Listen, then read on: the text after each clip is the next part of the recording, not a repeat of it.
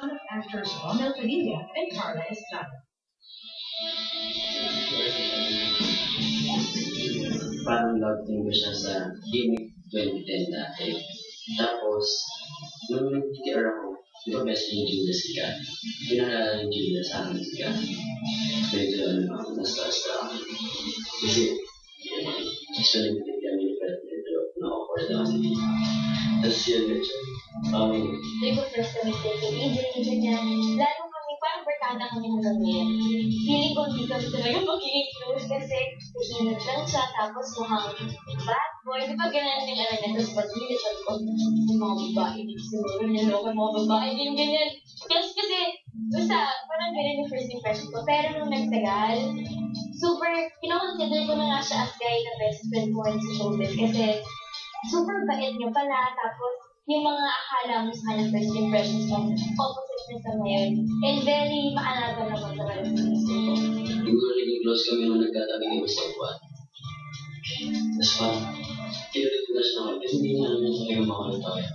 Tapos kinulit ko na siya naman, pero ulit parang naging close kami.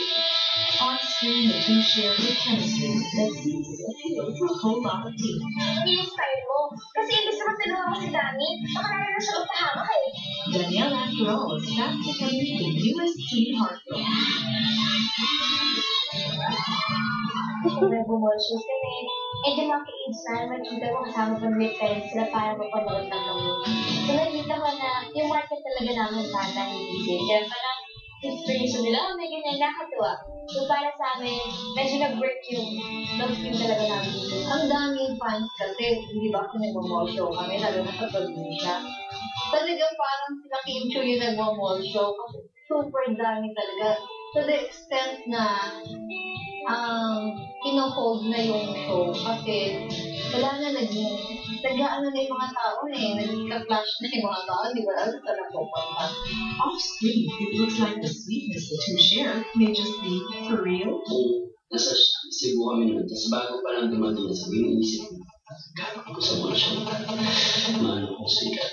Pag ginawa ko, pag nag-do-it ko, minumuda ako saan niya ako kumakanta.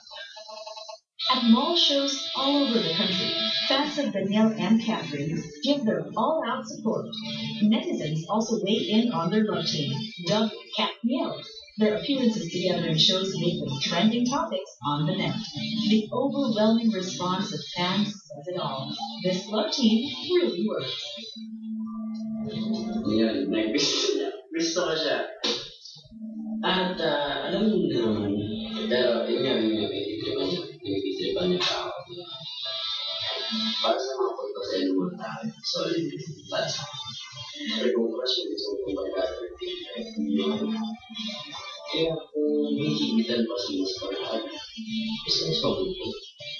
Pero huwag mo naman, isang nangyayari ako sa Catherine Bernardo steps out on her own in her very own series after the break.